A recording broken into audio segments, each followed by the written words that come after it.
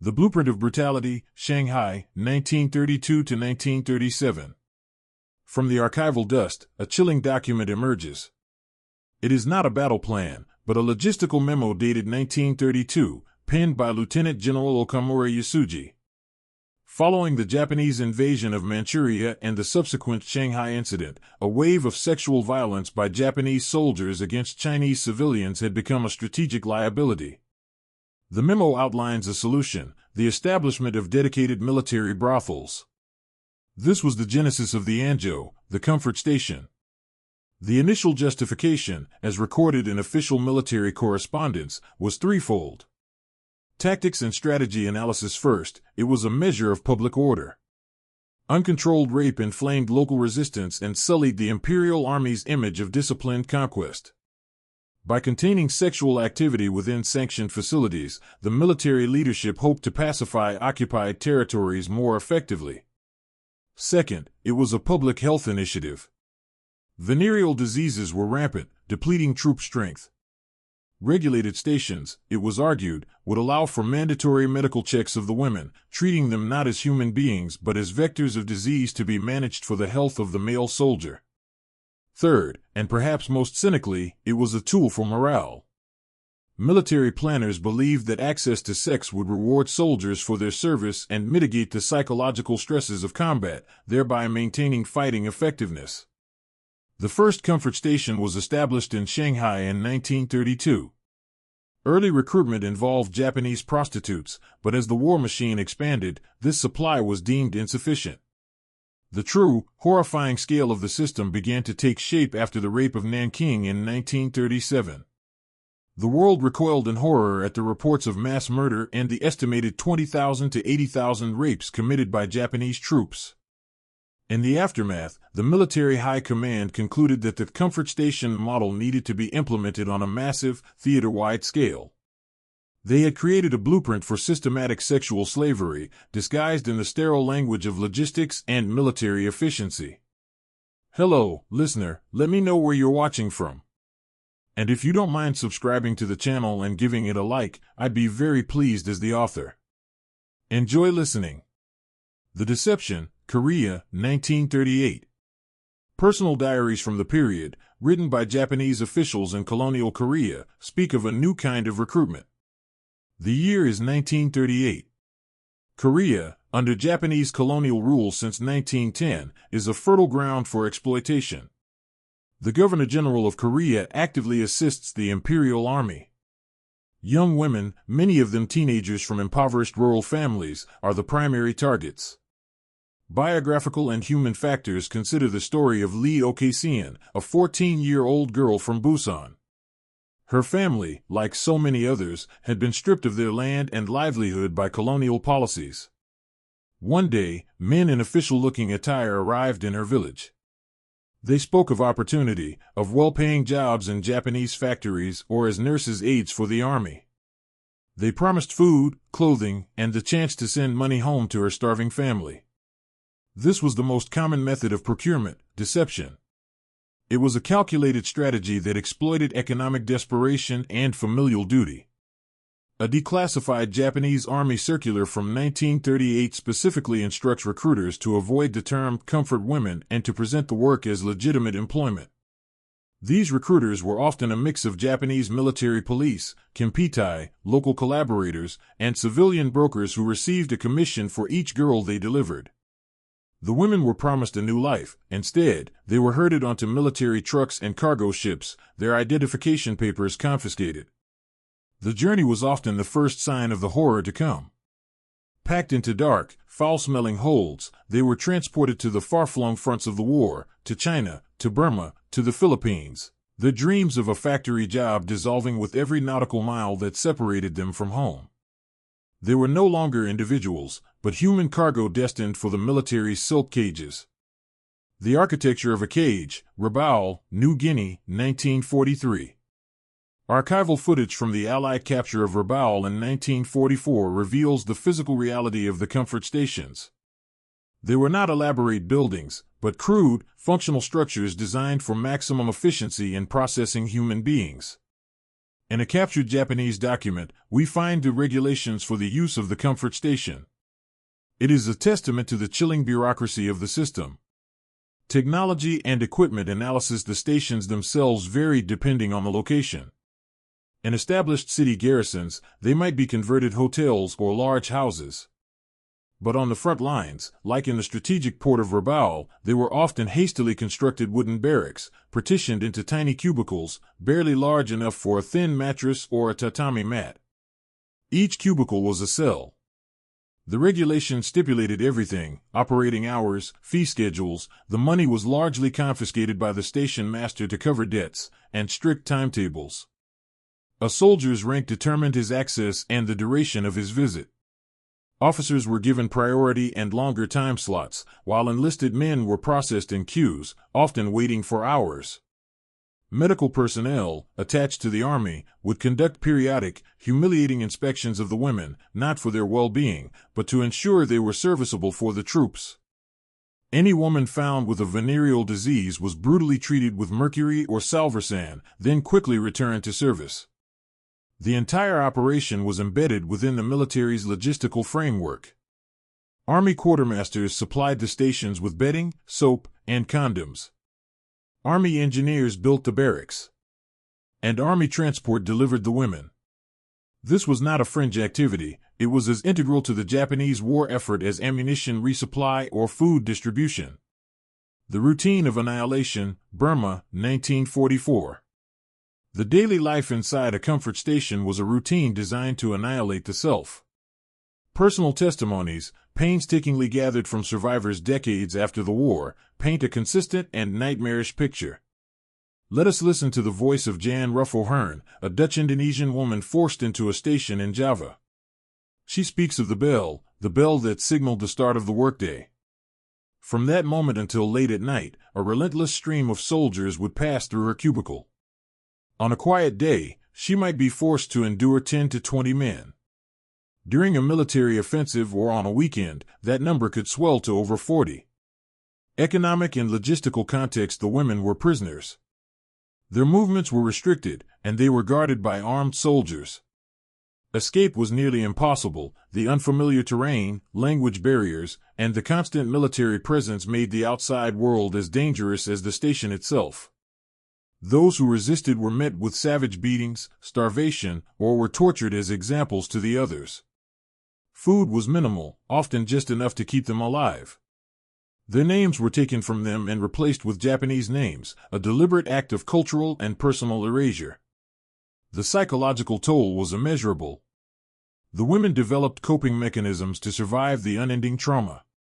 Many describe a sense of dissociation, a feeling of their mind separating from their body, as the only way to endure the constant violation. This was not just physical rape, it was the systematic dismantling of a human being, a process of dehumanization repeated hundreds of thousands of times over, in station after station, across an entire continent. The goal was to turn a woman into a compliant object, a piece of military equipment, available on demand. Instruments of control: the Kempitai and the station masters. The gears of this horrific machine were oiled by two key groups: the Kempitai, the military police, and the civilian or military-appointed station masters, pimps, in reality. Declassified Allied intelligence reports on the Kempitai described them as the enforcers of the system. They were responsible for quelling any dissent, both inside the stations and in the surrounding local communities. If a woman attempted to escape, it was the Kempitai who hunted her down. If a local family protested the abduction of their daughter, it was the Kempitai who silenced them, often through imprisonment or execution. They were the iron fist that ensured the smooth operation of the comfort stations, using terror as their primary tool. Biographical and human factors: the station masters, meanwhile, managed the day-to-day horrors.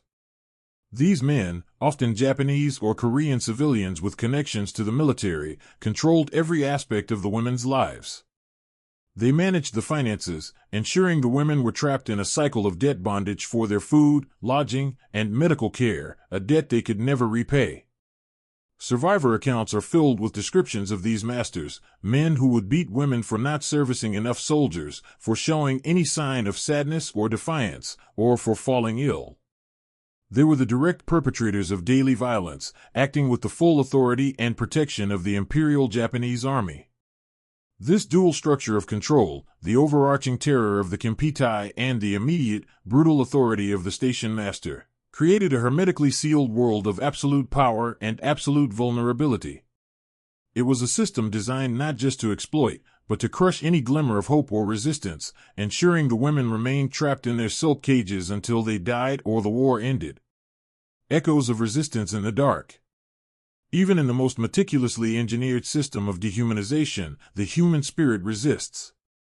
From the archives, we find not battle reports, but faint, translated whispers of defiance. These were not grand acts of rebellion, but small, desperate assertions of humanity. Survivor Kimiko Kaneda, a Korean woman, spoke of a silent pact with another girl. When one was suffering from illness or injury, the other would intentionally take longer with the soldiers, creating a small window of respite for her friend. This was a common, unwritten code of solidarity. Tactics and strategy analysis. This form of resistance can be analyzed as a kind of spiritual guerrilla warfare. Deprived of weapons, freedom, and voice, the women weaponized the only things they had left, their bodies and their wits. Feigning illness was a common tactic, a dangerous gamble that could earn a day's rest or a savage beating if the station's doctor deemed it malingering. Some women secretly tried to induce miscarriages after being impregnated, using folk remedies or inflicting trauma upon themselves, a tragic choice between life and the horror of bearing a child of their rapists. In a captured Japanese disciplinary log from a station in China, an entry dated May 1943 details the punishment of a Chinese woman. Her crime, humming a traditional folk song from her village. She was placed in solitary confinement for 3 days with only water. Her song was an act of defiance, a way to reclaim a piece of her identity from the Japanese names and numbers imposed upon her. The most extreme acts of resistance were often fatal. The story of one Korean woman, whose real name is lost to history, is told by several survivors from the same station in Manchuria. After being forced to service over 50 soldiers in a single day following a battle, she waited until the station master entered her cubicle, then attacked him with a broken bottle. She was shot and killed on the spot by the guards. Her act was suicidal, but it was not surrender. It was a final, terrible reclamation of her agency, a message screamed into the void that she was a person, not an object. These echoes of resistance are crucial. They transform the victims from passive figures of tragedy into active participants in their own story, fighting an unwinnable war with unimaginable courage. A global crime, the Filipina and Dutch experience. While the majority of comfort women were Korean and Chinese, this was a crime that spanned the entirety of Japan's Greater East Asia co-prosperity sphere. The system was an adaptable virus, infecting every territory the Imperial Army occupied. Let us turn our focus to the Philippines, 1942. After the fall of Bataan and Corregidor, the Japanese military established garrisons across the archipelago. Here, the process of procurement was often more direct and brutal than the deceptions used in Korea. Biographical and human factors. Maria Rosa Henson was a teenager and a member of the Hagbalahap, the local anti-Japanese resistance, when she was captured. Because of her connection to the guerrillas, she was subjected to weeks of torture before being thrown into a comfort station in Pampanga province. Her story, and that of thousands of other Filipinas, illustrates a different facet of the system. Here, the comfort stations were often used as a direct tool of counterinsurgency and collective punishment, targeting women from villages suspected of supporting the resistance. The Filipina victims, who would later be known as the Lolas, grandmothers, were often abducted in violent raids. A similar pattern emerged in Indonesia, then the Dutch East Indies. After the Japanese invasion, thousands of European civilians were placed in internment camps. Within these camps, Japanese officers would select Dutch women and girls for transfer to military brothels. Jan Ruffo-Hern's testimony is a chilling record of this. She and several other young women were taken from the Ambarawa camp to a colonial villa converted into a comfort station for high-ranking officers. This demonstrates the racial and hierarchical nature of the system. These Dutch women were segregated, reserved for the officer class, while Asian women serviced the rank and file. This global reach underscores the deeply institutionalized nature of the policy. It was not the rogue action of a few commanders, it was a centrally directed strategy, implemented with cold, logistical precision from the frozen plains of Manchuria to the tropical islands of the Pacific. The experiences of the Lolas and the Dutch women prove that no one was safe, the silk cage could be built anywhere. The system at the point of collapse, Burma and Okinawa, 1944 to 1945. As the tide of the war turned against Japan, the comfort stations, so deeply embedded in the military machine, began to fracture and collapse with it. The fate of the women in these final, chaotic months was often even more horrific than what they had already endured. In Burma, 1944, the British 14th Army's advance sent the Japanese into a desperate, bloody retreat. Tactics and strategy analysis. The comfort women were a logistical problem for a retreating army. They were not soldiers, but they were evidence of a massive war crime. Unit commanders on the ground were faced with a choice. An intercepted Allied radio message from the Burma front mentions a Japanese unit being encumbered by its baggage, including a number of native women. Some units simply abandoned the women, leaving them deep in the jungle with no food, no medicine, and no way to get home.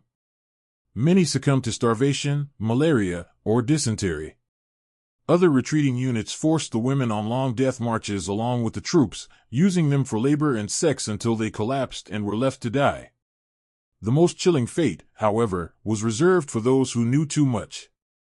As Allied forces closed in on key Japanese strongholds, a terrifying pattern emerged: the systematic execution of comfort women to eliminate witnesses. In Okinawa, during the bloody Battle of 1945, U.S. Marines discovered the bodies of several Korean women in caves alongside dead Japanese soldiers. Forensic analysis and later testimony from Okinawan civilians confirmed they had been executed by the Japanese just before the American advance overran their position. The same occurred in parts of China and the Philippines. A declassified U.S. intelligence report, compiled post-war, includes a brief, stark interview with a captured Japanese officer who admitted his unit disposed of the women in their comfort station before surrendering. The logic was monstrously simple: dead women could not testify before a war crimes tribunal. Their murder was the final, desperate act of a cover-up that would begin in earnest with the war's end. The silence of liberation. August 1945. The war is over. For the surviving comfort women, this was not a moment of joyous liberation, but the beginning of a new kind of prison, the prison of shame, trauma, and silence. Picture a young American Army doctor, part of an advance team in newly liberated Seoul. He is tasked with setting up a clinic and is confronted by a group of Korean women, repatriated from a camp in Southeast Asia. They are emaciated, suffering from severe venereal diseases, and exhibit signs of what we now call post-traumatic stress disorder. He treats their physical ailments, but he cannot comprehend the source of their trauma. Biographical and human factors. The women themselves are unable or unwilling to speak of what happened. They carry an immense social stigma. In the deeply patriarchal societies of the time, a woman's purity was paramount. To admit to having been a comfort woman was to invite ostracization from one's own family and community. They were seen not as victims of a brutal war crime, but as soiled or dishonored women. Consequently, thousands of survivors hid their pasts. They changed their names, moved to new cities, and buried their stories deep inside. Allied authorities, for their part, largely failed to recognize the unique nature of their suffering. In the massive post-war churn of displaced persons, the comfort women were just another category of civilian victims. There were a few low-level trials, such as the Dutch tribunal in Batavia that prosecuted some Japanese officers for forcing Dutch women into prostitution, but these were the exception. The vast, systematic enslavement of hundreds of thousands of Asian women was never a priority for the major war crimes tribunals in Tokyo. The Allied powers were focused on punishing military and political leaders for starting the war and for atrocities committed against Allied soldiers and civilians. The suffering of the comfort women was lost in the geopolitical shuffle, an inconvenient and messy truth in a world desperate to move on. Their liberation was not a homecoming, but an entry into a lifetime of silent suffering. A deliberate purge of memory. The silence that enveloped the comfort women issue for nearly half a century was not accidental. It was the direct result of a deliberate, systematic, and ruthlessly efficient campaign of evidence destruction ordered from the highest levels of the Japanese government. As an archivist, the most telling evidence is often the absence of evidence. On August 14, 1945, the day before the Emperor's surrender broadcast, the Japanese War Ministry issued an urgent, top-secret order to all military commands, from Manchuria to Singapore: incinerate all documents pertaining to war secrets and administration. Archival information analysis. This order triggered a frenzy of destruction. For days, the skies over military bases across Asia were thick with the smoke of burning paper. Logbooks, recruitment rosters, accounting ledgers for comfort stations, official correspondence authorizing their establishment, and medical records, all were turned to ash. This was the Great Purge of memory. The goal was twofold. First, it was to protect the architects of the system, the high-ranking officers and government officials, from prosecution by Allied war crimes tribunals. Without the paper trail, it would be nearly impossible to prove that the comfort station system was official government policy rather than the unauthorized actions of rogue field commanders. Second, it was an act of historical revisionism, performed in real time. By destroying the primary sources, the Japanese government aimed to control the future narrative of the war, erasing its most shameful chapters. They were largely successful. For decades, the Japanese government would officially deny any direct involvement in the comfort women system, claiming they were run by private contractors and that the women were willing prostitutes. This official denial, made possible by the bonfires of August 1945, forced the survivors into an impossible position. With no official records to support their claims, it was their word, the word of poor, uneducated, dishonored women, against the official pronouncements of a sovereign state. The absence in the archives became Japan's primary defense, a manufactured void used to deny history itself. The Awakening, Kim Hak-sun finds her voice, 1991. For 46 years, the world's silence was nearly absolute. Then, on August 14, 1991, the silence was shattered. The setting is not a grand tribunal, but a small, crowded press conference room in Seoul. A 67-year-old woman named Kim Hak-sun steps up to a microphone, her hands trembling slightly. She is the first Korean survivor to publicly testify, by name, about her experience as a comfort woman. Her decision was catalyzed by the ongoing denial from the Japanese government and a growing domestic movement in South Korea for democratization and a reckoning with the colonial past. Biographical and human factors. Kim Hak-sun's testimony was a seismic event. She spoke of being deceived at 17, taken to a comfort station in China, and forced to endure daily rape by Japanese soldiers. She spoke of the other girls, the beatings, the illness, and the psychological scars that never faded. What the Japanese government is doing, she stated with a quiet, powerful dignity, is hiding the sky with the palm of their hand. Her courage was astonishing. In coming forward, she risked public shame and the reopening of wounds that had festered for a lifetime. But her testimony had a profound, galvanizing effect. It was as if a dam of suppressed memory had burst. Her voice gave permission for other survivors to speak. Within months, dozens, then hundreds of other elderly women across Asia, and Korea, the Philippines, China, and Taiwan, came forward to tell their own stories, each one a variation on the same horrific theme. They were no longer silent, isolated victims, they were now survivors, witnesses, and activists. Kim Hak-sun's testimony transformed the issue from a historical footnote into a contemporary human rights crisis. She did not just share a memory, she ignited a movement. The Wednesday demonstrations, a new front line. Following Kim Hak-sun's breakthrough, the fight for justice took on a physical form. On January 8, 1992, a small group of survivors and their supporters gathered outside the Japanese embassy in Seoul, South Korea.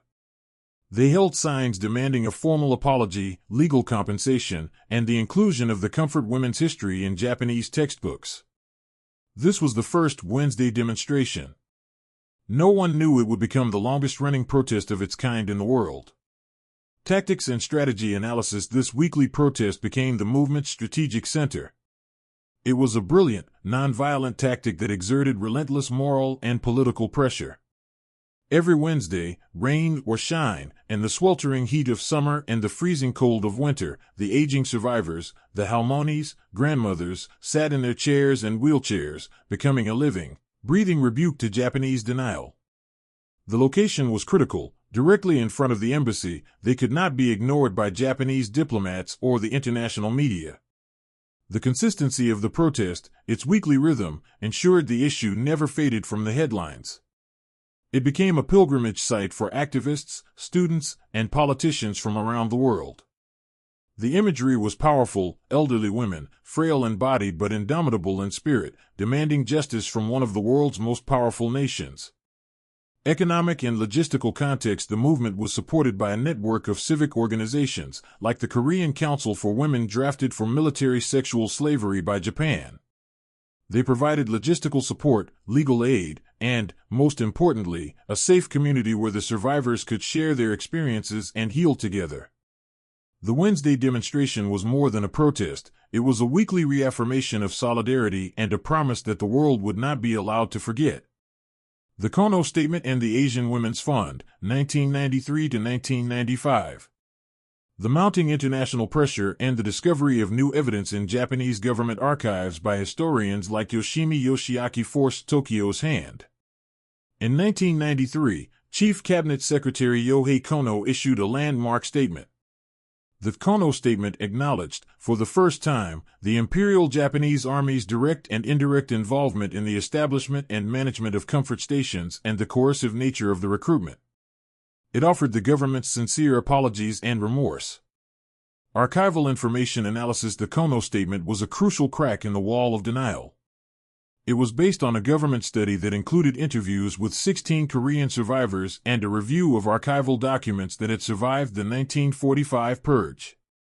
However, the victory was partial. The statement was not accompanied by official, direct legal compensation from the Japanese government to the individual victims. Instead, in 1995, Tokyo established the Asian Women's Fund, AWF. This fund was to be financed by private donations from the Japanese public, supplemented with government money for medical and welfare projects. It would provide atonement money to the survivors. This solution was immediately controversial and rejected by many survivors and their supporters. Biographical and human factors: for women like Lee Okasian, the AWF was an insult. They argued that taking private money allowed the Japanese state to evade its legal responsibility for a state-sponsored crime. It felt like charity, not justice. They were not seeking sympathy payments. They were demanding that the Japanese government, the perpetrator, take full legal and historical responsibility. The issue split the survivor community. Some, in desperate poverty and poor health, accepted the AWF money. Others, holding firm to their principles, refused it. The AWF became a symbol of the fundamental disconnect between Japan's attempt to manage a diplomatic problem and the survivors' profound need for unequivocal, state-sanctioned justice.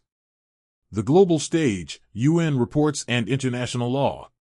While the political battle raged in Asia, the comfort women's struggle moved onto the global stage, where it was reframed as a critical issue of international human rights law. In 1996, a report by UN Special Rapporteur Radhika Kumaraswamy was a watershed moment. The report, titled Report on the Mission to the Democratic People's Republic of Korea, the Republic of Korea and Japan on the issue of military sexual slavery in wartime, unequivocally defined the comfort station system as military sexual slavery. Tactics and strategy analysis: this legal classification was immensely important. It moved the issue beyond a mere historical grievance between nations. Under international law, sexual slavery is a crime against humanity. The report asserted that standard statutes of limitations do not apply to such crimes and that the state bears a clear responsibility to prosecute perpetrators and provide legal reparations to victims. Another critical report came in 1998 from UN Special Rapporteur Gay J. McDougall. Her report further solidified the legal arguments, emphasizing that the atonement money from the Asian Women's Fund did not satisfy Japan's legal obligations under international law. These UN reports provided the survivors with powerful legal and moral leverage. Their fight was no longer just a South Korean or a Filipino issue, it was a universal human rights issue. International bodies, from the European Parliament to the U.S. Congress, began passing resolutions urging Japan to offer a more sincere and comprehensive apology and to accept its legal responsibilities. The women's personal testimonies were now backed by the full weight of international legal precedent, making it increasingly difficult for Japan to dismiss their claims. The war over memory, textbooks, and memorials. As the survivors aged, the battlefront shifted from securing apologies for the past to controlling the narrative for the future. This became the war over memory, fought in the pages of school textbooks and in the public spaces where history is commemorated. In Japan, right-wing nationalist groups began a concerted campaign to roll back the progress made since the Kono Statement. Economic and logistical context backed by powerful political and business interests, these revisionist groups sought to remove mentions of the comfort women from Japanese school textbooks, arguing that there was no proof of coercion and that the stories were fabrications designed to shame Japan. This led to bitter history textbook controversies throughout the late 1990s and 2000s. In response, the survivors and their supporters redoubled their efforts to build permanent memorials. Biographical and human factors. The most iconic of these is the statue of a girl of peace, Sonyeosang, a bronze statue of a young, seated Korean girl in traditional dress. The first one was placed directly across the street from the Japanese embassy in Seoul in 2011, on the site of the 1000th Wednesday demonstration. The statue is laden with symbolism. The empty chair beside her represents the other victims who have passed away. Her clenched fists show her resolve. The bird on her shoulders symbolizes peace and a connection with those who are gone. The statue is not just a memorial, it is a permanent protest, a silent, unmoving witness. Japan has repeatedly and vehemently demanded its removal, seeing it as a diplomatic insult. For the survivors, it is a guarantee. A government can retract an apology, and a textbook can be rewritten, but a bronze statue is a powerful, physical anchor for memory. It ensures that even after the last survivor has passed away, the girl in the chair will remain, a permanent sentinel ensuring that this chapter of history can never be fully erased. Twilight in Testimony, the Race Against Time. The 2010s marked a profound and somber shift in the comfort women's movement. The central dynamic became a desperate race against time. The survivors, who were teenagers during the war, were now in their late 80s and 90s. Each passing year saw their numbers dwindle. The weekly Wednesday demonstrations continued, but the faces of the Halmonis grew frilier, their voices softer, their presence more poignant. Biographical and human factors. The death of a survivor was not just a personal loss, it was the erasure of a living historical record. Each woman who passed away took with her a unique and irreplaceable testimony, a personal archive of memory that could never be fully captured in books or documentaries. This created a palpable sense of urgency among activists and historians. Oral history projects were accelerated, with teams of researchers conducting extensive, videotaped interviews to preserve the survivors' stories for posterity. Digital archives were created to house their testimonies, ensuring they would be accessible to future generations. The survivors themselves, aware of their own mortality, felt this urgency most acutely. Women like Gil Wanoke, despite her failing health, embarked on international speaking tours, traveling to the United States and Europe to address academic conferences, student groups, and governmental bodies. Her goal, and that of the others, was to become a living history lesson, to use their remaining time to look the world in the eye and demand that their story not die with them. Their physical frailty became a powerful symbol of the decades of injustice, and their determination to continue speaking, despite the personal cost, was a final, powerful act of resistance against the forces of denial and historical erasure. The 2015 agreement, a final and irreversible fiasco. In December 2015, the governments of South Korea and Japan, under intense pressure from the United States to resolve their historical disputes, announced a landmark deal. It was hailed as a final and irreversible agreement to resolve the comfort women issue. Under the terms, Japan's Prime Minister Shinzo Abe offered a new apology, acknowledging deep responsibility, and Japan pledged 1 billion yen, approximately $8.3 million, to a new foundation in South Korea that would support the aging survivors. In return, South Korea agreed to consider the issue resolved and to work towards removing the statue of a girl of peace from outside the Japanese embassy in Seoul. Tactics and strategy analysis. From a purely diplomatic perspective, the agreement was seen as a pragmatic solution to a decades-old impasse. However, it was a catastrophic failure because it was negotiated without the meaningful consultation or consent of the victims themselves. The survivors and their leading advocacy groups, including the Korean Council, immediately and fiercely rejected the deal. Biographical and human factors. For them, the agreement was a profound betrayal. It treated their traumatic experiences as a diplomatic bargaining chip. The money, funneled through a foundation rather than paid as direct legal reparations, felt like a hollow gesture. Most insulting was the demand to remove the statue, the potent symbol of their long struggle. Lee Yong-soo, one of the most outspoken survivors, publicly condemned the deal as a humiliating act that sold their life's cause for a pittance. The agreement, intended to bring closure, instead created deeper divisions and reignited public anger in South Korea. It ultimately collapsed when a new South Korean government came to power and declared the deal deeply flawed and unacceptable to the victims, effectively dissolving the new foundation. The final and irreversible agreement proved to be neither, demonstrating that true reconciliation cannot be imposed from the top down. It must be built on a foundation of genuine justice for the victims. The legacy in Law and Letters, a new generation's fight. Even as the survivors passed away, their legacy found new life in courtrooms and classrooms around the world. The legal groundwork they laid has had a lasting impact on international law. Their case became a cornerstone for the recognition of gender-based violence as a weapon of war and a crime against humanity.